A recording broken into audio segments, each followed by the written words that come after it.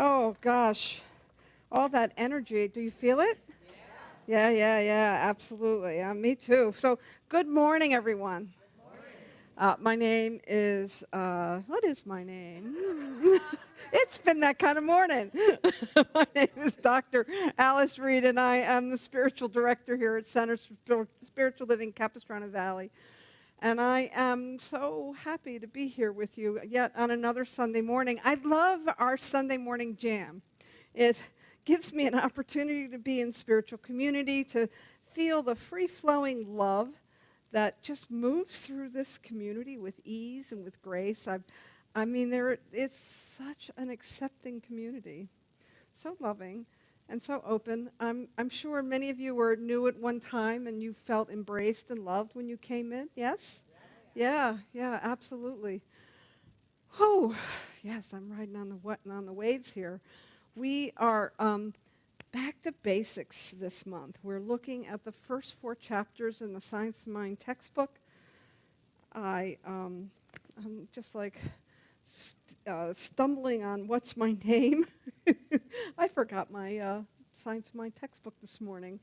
It's the one with all the stuff in the margins and the pages falling out, and so I have my leather-bound version this morning. In the Science of Mind textbook, Ernest Holmes wrote an introduction to the Science of Mind. And just as a little background about Ernest Holmes, most of you know this, but who knows, this might be new information for somebody. Ernest Holmes was a synthesizer. And he came up in the late 1800s, wrote the first Science of Mind textbook in 1928. It was revised and reorganized in 1936, 38, something like that. And so that's the version that we use. And when I say he was a synthesizer, that means that he was a student of all spiritual paths. So he studied Hinduism, he studied Judaism, he studied Christianity, he studied all the different spiritual paths, and he gleaned from them some common threads and then wove them into the tapestry that is our philosophy. And so when you read our philosophy, you might see other authors who are writing or teaching this philosophy who don't claim any connection to Centers for Spiritual Living, and that's because truth is truth. Truth is truth, and it shows up wherever it wants to. We're talking about the first 4 chapters in the Introduction to the Science of Mind textbook, and in that, Ernest Holmes goes through the different tenets of this teaching and how they relate to us and how we can better understand them. And so the first week, we talked about the thing itself. And the thing itself is really, I love that Ernest calls it the thing itself. I like to call it the thing that makes the grass grow. There's so many different names. I have a book in my, actually a couple books in my library that have, almost 100 names for God. Actually, I would say there are 1 billion names for God. Why do you think I would say that? Because God expresses through all life.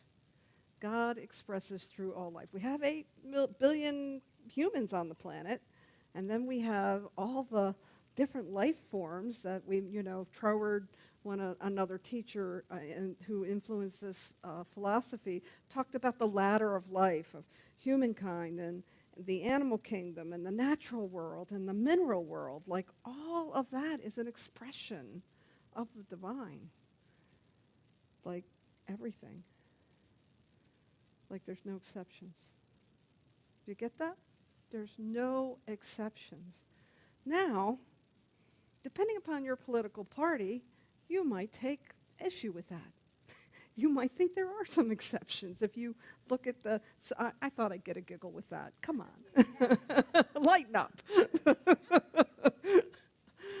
We tend to look at life in such a way that we see it through our lens, and we forget that there's no exceptions to this thing called life that is expressing itself in unlimited ways and possibility. And so the first week, we talked about the thing itself, and then last week, and that's, the thing itself is really the principle, the main principle behind creation. And so last week we talked about the law. And I'm not talking about the ordinances or traffic laws or what people, where you hire a lawyer because there's some law you want to promote or contend against. We're really talking about the spiritual laws that we're working with. And just like the physical laws and properties that we work with, there are spiritual laws. And Ernest Holmes, in that second chapter of The Way It Works, describes how the law is always working with us, as us, by us, and through us. And we don't have to know it. We don't have to know how that law, that principle of life moves into expression by always being consistent and constantly expressing whatever the life principle is. We don't have to know how it works. And so we talked a little bit about the law last week. And this week, we're talking about manifestation. We're talking about how the principle moves through the law, and then we experience it as creation. We experience it as our individual selves. We experience it as our lives. We experience it as the material things around us. That is the creative process, if you will. And so this week, we're really looking at it flows. That's the topic here. It flows, and it really does flow. There are a lot of things that are a little discombobulated in my world, and I imagine your world. And there's things that don't seem to connect, and things that don't seem to be going the way I'd hoped they went or would go. And what I know is that we are working with a consistent movement of spirit, and that it flows through our consciousness and creates the experience that we have.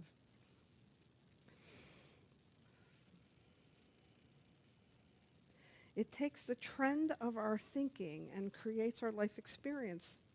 And there's this amazing, beautiful quote. You've probably heard it 100 times if you've been coming to Science of Mind for any length of time. And it's in the Science of Mind textbook, where Holmes states that love is the divine givingness, law is the way, love is spontaneous, and the law is impersonal. Love points the way, and law makes the way possible. Love points the way, and love makes the way possible. So that divine principle is love, and then the way is the law. So love uses the law to express itself in our experience. And so when we look at this idea of what it does, we are really talking about working with a consistent expression of the divine in the form of the God qualities that we often talk about: love, peace, power, freedom, beauty, joy. These are immutable qualities of God, and they move through the law, they move through our consciousness into our experience. There's a wonderful example in the book where Holmes talks about concrete. He talks about the pouring of concrete into a form. Like if you were making a sidewalk, right? They don't just dump the concrete. They first have to create a form for that concrete so that it can be in a certain shape. Or if you're making a foundation, it's not always square. Maybe there's some a part going off in one direction, and so you build the forms for the concrete to be poured into. And so Holmes likens the concrete as substance and the form as our thoughts, our consciousness, the beliefs that we hold. And so it's such a great metaphor. And this morning, as I was thinking about this metaphor, I was also thinking about change and how we teach that you can change the form, right? You might have had a circle, or you might have had a triangle, or you might have had a rectangle, but you can decide to change the form. But here's the rub. What if you've already poured concrete in that old form? Right? That's where we struggle. If you come to a new idea, and I'm just sort of trying to draw out this metaphor for how we're working with the law and principle. If you are coming to something new that you want to experience, it's real easy. You start from scratch, you build your form, and then you just get out of the way and you allow substance to pour through you to have that experience in your life, and that's what we call spontaneous demonstration. But maybe the form you built is, 30, 40 years old, and the concrete's been there for a while, and you've decided you want a different form. You guys are tracking with me, right? You want a different form, so you got to break up the concrete a little bit so that you can create the new form, so that you can have that expression of the divine in a different way. And so we are working with this beautiful, powerful creative process that wants to be known by means of us. But there are times when that prayer that we put out there, that we use something called spiritual mind treatment, and I'll talk about it a lot more next week, and we're going to have a demonstration of it this week. But we use this creative process to create newness in our life, but we have to recognize the things that might be in the way, because we are always creating. You didn't show up in this philosophy and suddenly, at this stage, wherever you are in your life, decide you want something different, and so voila, right? We are working with what is so that we can have what it is that we desire. And I don't mean to map that out like it's some kind of Santa Claus, Christmas list, but that we have agency. I talked about agency last week. We have agency in what form we're going to pour that substance in. But sometimes, that was an interesting noise. Sometimes we have to start where we're at, and so I was thinking about this idea of how creation comes into the experience of form and our conditions and the experiences that we have, and sometimes when we are reaching for a new form, a new experience, we have something called chemicalization. And that's Emma Curtis Hopkins, who was the teacher of teachers. She taught Ernest, she taught the founders of Unity, she taught the founders of Divine Science. She was an amazing light that really helped to crystallize this philosophy as it came into our understanding. And she used a term called chemicalization. And chemicalization is when we come to an experience that we want to create, and it comes up against an experience that we've already created. Am I the only one who's had the experience of wanting to experience change and then running into obstacles, running into problems, running up against myself, or whatever it is that I'm trying to deal with? And so I'm seeing a lot of chemicalization in the world right now. I'm seeing a lot of that in our political movement. I'm seeing a lot of that. There's this other piece that comes into what it does as we're looking at this. And I really love how Ernest put it in the textbook. He actually uses the term multiplicity. Did you know that? That in 1935, Ernest Holmes was throwing around the term multiplicity. So Marvel Comics did not, make that up. Science, that is an idea that has been in the ethers and in the thought noosphere for a long time. And so this is what Ernest Holmes has to say about that. Mental work is definite. Each state of thought taps the same principle. Each uses the same law, is inspired by the same spirit, but each draws forth a different result. Here is multiplicity proceeding from unity.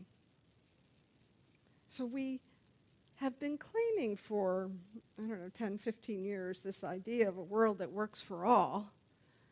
And then we, when the world is working for me a certain way, and it might be working for you in a different way, we're all up in arms. Hey, what's going on? This isn't the way it should be. Yeah, no, the world, we are creating this world that works for all, and we haven't quite figured out how to play nicely with each other. I am oversimplifying it, I know. I am oversimplifying it, I know. I know there are many conditions on this planet that are where people are suffering, and so I'm not trying to diminish that at all, but I am trying to help us see that this thing called the creative process gives license for creation in lots of different ways. At one time, I remember working for an international organization, and they worked with youth all over the planet. And I remember going to a demonstration where someone was talking about the youth in an Asian country, and there was this picture of youth that were carrying, like they had the stick across their shoulders, they were carrying water to the village, and they were doing, and I remember listening to this guy say something to the effect of, and this is terrible, this is like child, labor, and these children should be out playing basketball. And I thought to myself, that's their culture, that they participate in the village's movement of how they all work together. That was a poor demonstration. There may have been some definite issues in that country, but for him to use that demonstration, I thought we impose our ideas of what we think is good or evil on the experiences that we witness. And what I know for when I'm working at the level of principle, that there is always a flow of principle into form, and that my job is not to judge it. My job is to discern. And discernment is really different from judgment. Judgment carries with it that kind of moral, this is what I think is right, whereas discernment includes curiosity and inquiry. I begin to investigate and research a little bit, and I move with an openness and an acceptance. And the reason I share that with you, that whole story and this idea about chemicalization, is because sometimes when I am making an appeal in my consciousness, trying to shift my consciousness to create a new experience, sometimes it doesn't look the way I thought it would look. I remember early on in my Science of Mind studies, one of the things that I wanted to create more of was intimacy, that real connection one-on-one with people, that deep feeling of being actually with people and the relationships in my life. And I was praying about it, and I was journaling about it, and I was reading about it, and I was feeling like I was getting nowhere. And I was frustrated, and I remember just, bursting into tears, and I was full of sorrow, and I threw myself on the bed, and I was crying, and then the next thing I know, my little dog jumped into bed with me and began spooning me.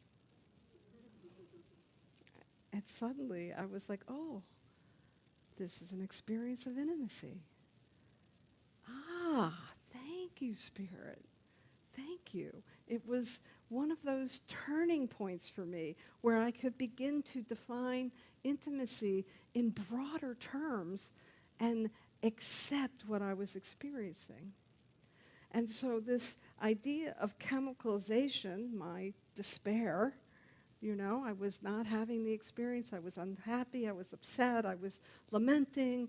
And then surrendering so that I could have that experience. I could receive it. I could accept it. And that's what chemicalization does for us. It breaks up the concrete so that we can change the form, so that we can pour more substance into it.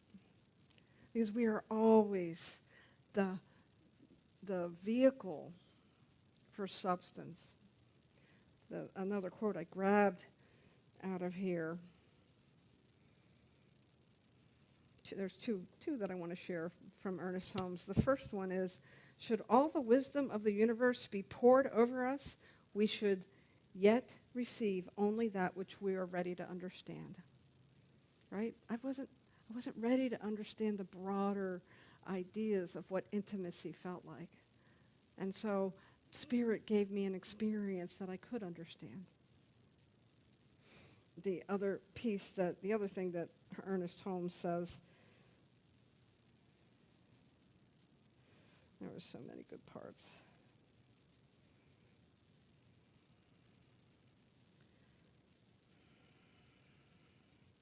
And that's probably, what Ernest Holmes says is that it's important for us to recognize that when we are creating form, the forms that we want substance to pour into, we should be cautious. We should be cautious not to mistake the substance for the form, that the substance comes from Spirit, and that we are the form. He goes as far as to say, and it's in black ink on the white paper, that we should not, while we are definitely God taking form, we are not God. We are a part of God, but we are not all of God.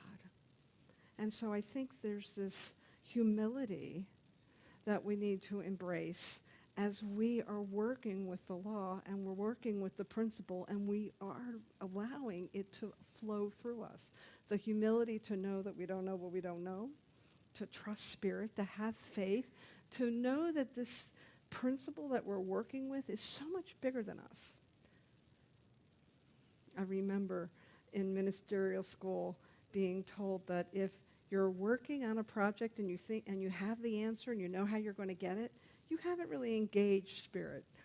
You're just working with your own best ideas. So as we look at this idea of allowing Spirit to move by means of us, we are the delivery system. Spirit wants to experience life. It wants to experience life as you.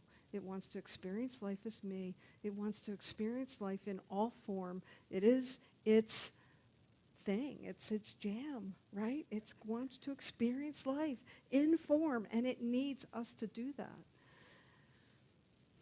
And so our practitioners are trained in the art of breaking up concrete.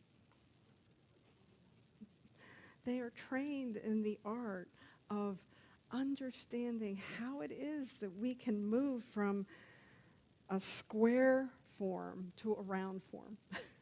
They are, and not because they're good in construction. No, it has nothing to do with that. It has everything to do with understanding how consciousness works. It is a flow, a slipstream, if you will, of power that wants to experience itself as us. And so if we are willing to be that place, if we're willing to expand, if we're willing to have a greater expansion of our understanding and of the reality that we hold before us, if we're willing to stretch that, which is the topic for the month, if we're willing to really stretch that, God, that law is impersonal, and the principle just says, what is it that you want? And the law just says, here we go.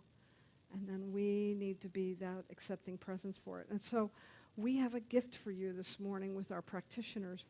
Our practitioners are here this morning to pray with you in a prayer wall. And so what that means is that in a moment I'm going to invite the practitioners to stand up and come forward. And when they do, I'm going to invite you to come and to receive that spiritual nourishment of spiritual mind treatment, affirmative prayer, to have a real hands-on experience of pouring spirit into the form that is your life in whatever way that comes up for you. And so I'll invite you to take a minute to think about what it is that you would want to take to prayer, what it is that you would want to shift. It can be something around your personal life. It can be something around the universe and everything in between. And so if the practitioners would come forward, and then John's going to come and he's going to tinkle a little bit on the keys while we do this. So if you just spread out, practitioners, and play some music. And when you're ready, you might just want to close your eyes and set an intention. And when you're ready, I invite you to come up and see one of our practitioners for prayer.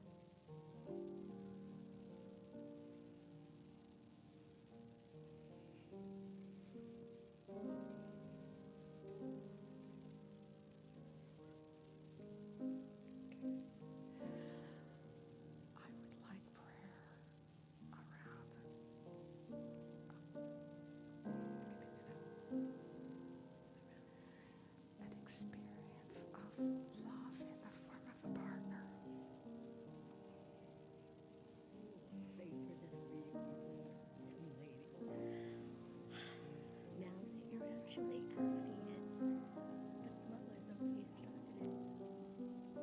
And it might come pretty fast and heavy, but you've already opened your heart to it, and you have the connection.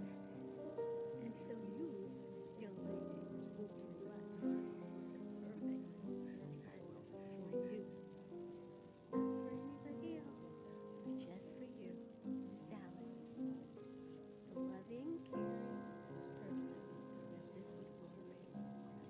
And I am so excited because I know, I'm goosebumps right now, because I have prayed for you before.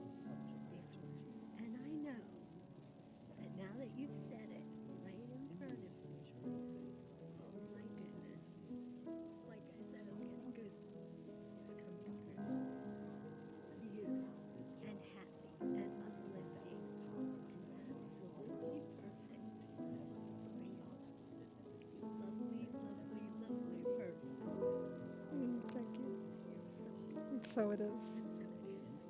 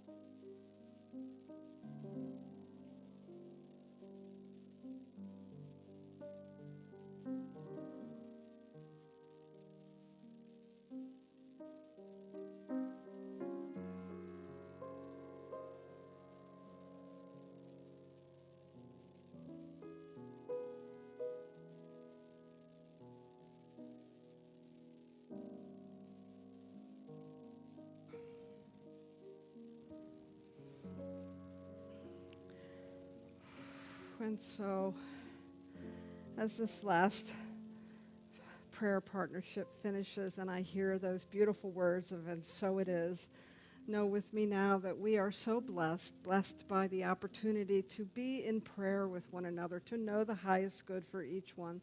I know that whether you came up for a spiritual mind treatment today, or whether you'll do it after the service, or whether you will pray on your own or with a prayer partner, all of that is powerful and moves through this entire community out into the world, and we bless the world through our prayer. And so it is.